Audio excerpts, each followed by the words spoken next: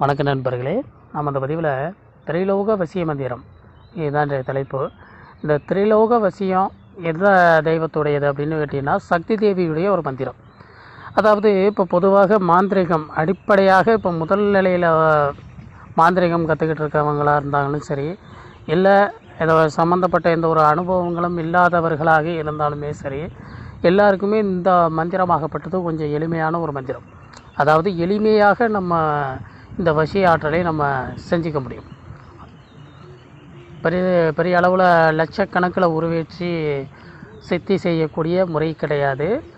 அன்றாடம் நம்ம தினசரி 108 உருக்கள் கொடுத்தா போதும். காலையில் 108, மாலை பொழுதில் 108 உரு.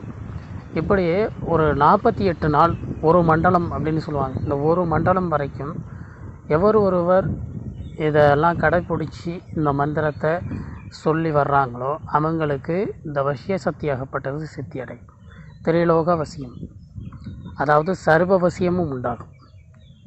மனிதர்கள் மட்டும் கிடையாது, மனிதர்கள்லேயே ஸ்திரீ புருஷ ராஜவசியம் அப்படின்னலாம் சொல்லுவாங்க. மிருக வசியங்கள் உண்டாகும், தனவசியங்கள் உண்டாகும். இப்படி எடுத்த காரியங்கள் எல்லாமே உங்கள் முகம் கண்டால் உங்கள் வசமாகும். அந்த அளவுக்கு உள்ளது தான். ஆனால் எளிமையான மந்திரம்தான். சொல்லக்கூடிய முறையும் அதிகம் கிடையாது. 108 உரு.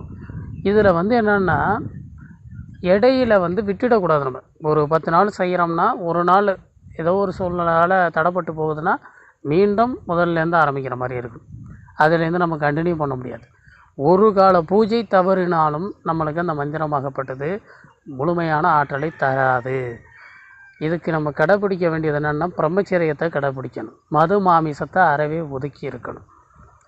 இந்த 48 நாளும் சொல்ல போனீங்கன்னா, ஒரு சுத்த பக்தனாக, அதாவது ஒரு கோயில்களுக்கு மாலை அணிந்த ஒரு நபர் எப்படி இருப்பாங்களோ அந்த மாதிரியான ஒரு சூழலில் நம்ம இருக்கணும். சைவ சாப்பாடு சாப்பிடணும், தனிமையில் இருக்கணும், தேவையற்ற விஷயங்களில், தகாத விஷயங்களில் நம்ம இருக்கக்கூடாது. முழுக்க ஏன்னா அந்த மந்திரமாகப்பட்டது சித்தர்கள் வழி மரபுலேருந்து வந்தது. அதனால் இந்த மந்திரங்களுக்கெல்லாம் ரொம்ப கடைப்பிடிச்சி இருந்தால் தான் நம்மளுடைய காரியமாகப்பட்டது வெற்றி அடையும். ஆனால் சாபம் கிடையாது, பயப்பட வேண்டாம். சில பேர் சொல்லுவாங்க இந்த மாதிரியான சித்தர்கள் வழி மந்திரத்துலலாம் சாபங்கள் இருக்குமே அப்படின்னு. இந்த மந்திரத்தை பொறுத்த வரைக்கும் சாபம் கிடையாது. தாராளமாக பயன்படுத்தி பாருங்கள். ஏன்னா இது அனுபவத்தில் கொடுத்து பலன் கண்டது. அதனால் சாப நிவர்த்தியெல்லாம் செய்யணும்னு அவசியம் கிடையாது. எந்திரங்களும் கிடையாது. சிறு பூஜைகள் தான். நம்ம வீட்டில் நார்மலாக வீட்டு பூஜை அறையில் எப்போதும் போல் செய்கிறது மாதிரியே சிறு பூஜைகள் செஞ்சு நம்ம இதில் முன்னேற்றத்தை ஏற்படுத்தலாம். இந்த பூஜைக்கு இறுதி நாள் வரைக்குமே நீங்கள் ஒரே நெய்வேத்தியத்தை வச்சு கூட வழிபாடு செஞ்சு முடிக்கலாம். ஒரே நெய்வேத்தியம்னா ஆரம்பத்தில் வைக்கிறத கடைசி வரைக்கும் வைக்க முடியாது. ஒவ்வொரு நாளும் ஒவ்வொரு பூஜைக்கும் தேன் மட்டும் நிவேதனமாக வைத்தால் போதும், வேறு எதுவும் தேவையில்லை. இதை என்னைக்கு தொடங்கலாம் அப்படின்னு கேட்டிங்கன்னா, வளர்பிறையில் வரக்கூடிய பூச நட்சத்திர நாள் தான் இதுக்கு தொடங்கக்கூடிய நாள், அல்லது பௌர்ணமி நாளில் ஆரம்பிக்கலாம். இந்த 2 சந்தர்ப்பத்தை பயன்படுத்திக்கணும். ஒன்று, வளர்பிறையில் வரக்கூடிய பூச நட்சத்திரத்தின் அன்னைக்கு காலை பொழுதுல எழுந்திரிச்சு குளிச்சுட்டு நல்லா நம்மளுடைய அன்றாட கடமைகளை எல்லாத்தையும் முடிச்சுக்கிட்டு நம்மளுடைய பூஜை அறைக்கு போய்ட்டு நம்மளுடைய குருநாதனையும் குலதெய்வத்தையும் இஷ்ட தெய்வங்களையும் விநாயகப் பெருமானையும் நல்லா வேண்டி வணங்கிட்டு அதுக்கு மேலே இந்த வழிபாடை நம்ம செய்ய தொடங்கணும். இந்த மந்திரம் ஜபிக்கிறதுக்கு ஸ்படிகமணி மாலை தான் அவசியம், வேறு மாலை ஆகாது. ஸ்படிகமணி மாலை 108 உள்ள ஒரு ஸ்படிகமணி மாலையை வாங்கிக்கிட்டு அதை சுத்தம் பண்ணி எடுத்து வச்சுக்கிட்டு இப்போ இந்த மந்திரம் கொடுக்கக்கூடிய மந்திரத்தை தினசரி காலையில் ஒரு 108, சாயங்கால பொழுது, அதாவது காலையிலன்னா ஒரு 4 to 6 செய்யலாம்.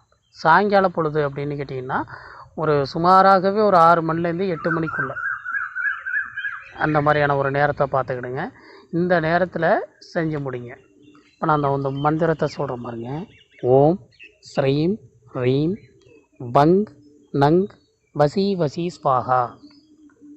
ஓம் ஸ்ரீம் ரீம் வங் நங் வசி வசி ஸ்வாஹா. இதுதான் மந்திரம். இது அதிக அளவில் பிரயோஜனப்படுத்தியும் நம்மளுக்கு ஒன்றும் பெரிய ஒரு மாற்றங்கள் கிடைக்க போகிறது கிடையாது.